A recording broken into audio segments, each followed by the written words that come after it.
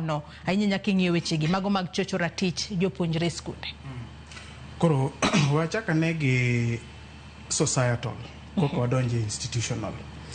Wan gi weche mathoth matimore e society wa masame maketo ngima mar jopuonjre kata nyithindo kata jok madongo bedo e level moro ma gik ma otimore kit ngimagi waka gin gik moko manormal. Iyudo ka wachaka nena gi kata kadok chien matin ndalo mane wasomo cases mag poverty kata nyaka sani pod nitiere, but ananeno ka ndalo mane wasomo iyudo ka japuonj ne nyalo neno ka nyathi moro ok dhi maber gi weche mag school fees. An awuon an achiel kuom beneficiary mar ng'ama ne oruma mane japuonj oneno na ka ok abed ni anyalo chulo school fees. Koro iyudo ka gini kodhi samoro odhi o extend to dhi ne japuonj madichuo okawo nyathi manyako to wacho ni nyathini we mondo akonye mondo ang'i kaka nyalo chulo ni ang'owa school fees, nikech aneno ka samoro chandre. Samoro japuonj nyalo kawo kata mana initiative mar approaching jomoko mondo konye mako bad nyathi manyako niendi. To iyudo ka japuonj kaonge gi nia maber to koro o extend beyond kony mano konyo godo cha. Koro chako iluongo na chako source for sexual exploitation from nyathi manyako ni. Aneno gik mang'eny katimore e design machalo kama. To gima koro litie moloyo ni janyuol ok nyal ting'o dhoge mawuo nikech janyuol feel ni mokwongo itimo ne ang'owa favor. Nikech oneno ni ka ng'adhi awuoyo to nyathina ni koro ok dhi ang'owa, ok dhi sikul. Mana achiel kuom gik matimore manyaka wang'e ni society contribute mondo mi nyithindo manyiri kata nyithindo machuo obed gi problem e weche mag sexual exploitation. Mar ariyo en gima jatelo ma wadwa ni owuoye. Iyudo ka an event otimore e kind japuonj gi nyathi sikul. To society dwa ni okaw gino endo kamargi mondo gilos wechegi e yo moro mopogore gi kaka chik timore nade kaka chik dwaro. We anyisi nitiere gik moko makidhi donje ni koro udwa solve outside the normal framework mag chik to uketho mana ne nyathi ma obedo a victim cha. Ngima nyathi cha chande ema koro utero piny. Koro kawri anena ni ne enin ema gima kamano timore ere kaka idhi yudo justice, nikech sechego nyathi cha chande to justice owuon to koyudi lakini jonyuol kata jopuonj to neno ni giloso wechegi maber at the expense mar nyathi cha chande hinyruok. Koro nyaka wabed deliberate enough kaka society mondo wang'i ni kapo ni such kind of problems obedo minitie to punishment kata chik nyaka lu to the very letter. Mar adek mabende osebedo a very big issue. Wayudo ka nitiere communities moko magi suffrage their children for early marriage to gineno ni mago are cultural issues. Koro kapo ni society makama ofwenyo ni koro weri gi koro early marriage cha koro nyathina ma paro ni samora nyalo miyo ng'ato mondo dhi okaw koro japuonj ema koro ni kode. Iyudo ka japuonj koro janyuol koro feel proud kendo nyalo dhi ogo mbaka ni ng'e ni nyathina no ing'e ni jopuonj ohere malich.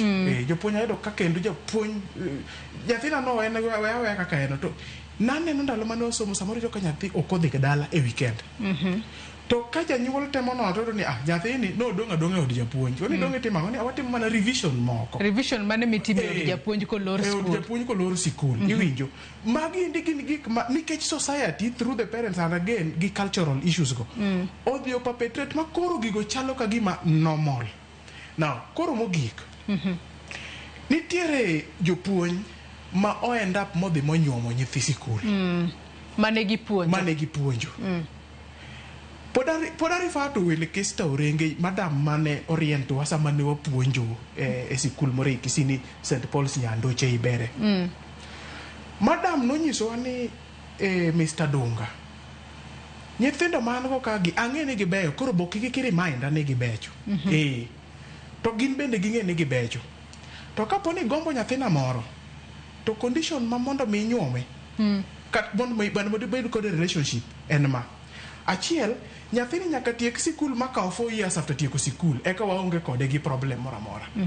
Koro ikigo kwano ni to ka nyathini ni ja form 1 to jaber kama to kitambo tiek form 4 mochako kawo 4 years Seche moko 4 years nene university kacha. Yudhiro koro you give up on that thought. To me, indalo chane pod watindo. To me, anano ka Macha was a way in which the school head, Emma no spearhead, fight against such problems. Iwinjo. To iyudo ka japuonj nyalo muoch ni opuonjo nyathi moro ni en gi paro moro ni chieng' moro timore nade nonyuome. Koro iyudo ka nyathi dhi sikul, nyathi ja form 2 ni teno ng'e maber ni en gi chuore marite kacha chande. That kind of ideology to gi problem obiro kamani. Kata iyudo ka jonyuol gi society wadhi warwako gik machalo kama kiendi. Emomiyo society bilago gin society modhi piny, kendo kidhi ng'iyo kata mana line mag development in such areas onge kata di kata chiel. To gima nyaka wang'e ni nyathi owuon onge gi voice. Nyathi owuon kata samoro janyuol nyalo bedo ni otem matek mondo owuo gi nyathi. School ka ok oketo measures, school and especially within the setup framework mar school, kochakore gi the head of the school, the board of management, to gi other relevant stakeholders within the school, ka ok oketo a very clear framework mar nabbing such cases and dealing with them expeditiously. Dibro ka nyithindo end up suffering in silence. Ang'o miyo case mar Alliance Girls is coming out, tiyudo ka old girls Ema koro wacho gima notimore. Meaning ni they did not have a voice. Ne gionge gi duol no. Ere kaka wanyalo keto the students mondo bed gi voice in as much as it is a difficult thing. Ema chuno niya. Number chiel, iro ka skunde mang'eny infrastructure margi ni piny. To skunde mong'eyo giketo even CCTV in very critical areas. Kamora mora ma public areas ma meeting ma jopuonj meet gi nyithindo and all that, giketo CCTV. Mondo mi ginyalo bedo gi idea of what is going on in the school. Mago endo are issues manyaka school stakeholders nyaka ket into place. Gimoro na somo statistics moro na somo no mako dhoga sana.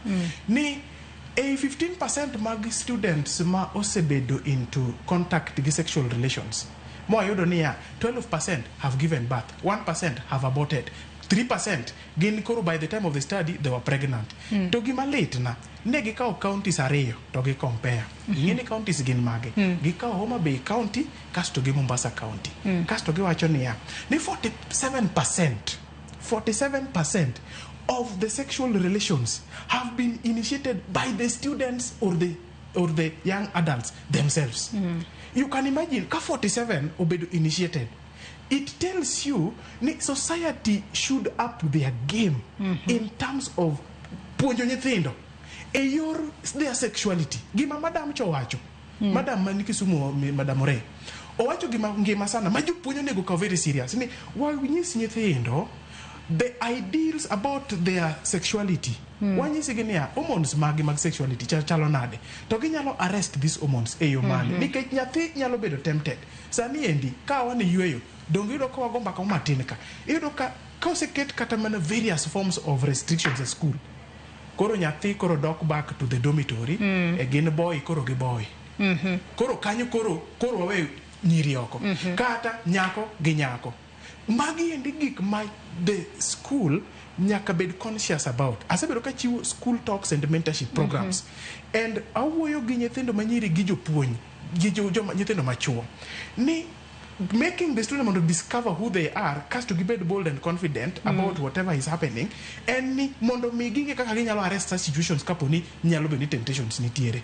Kore momiyo anyalo wacho ni a Joyce mondo wa los a society mo anyalo depend on tomorrow.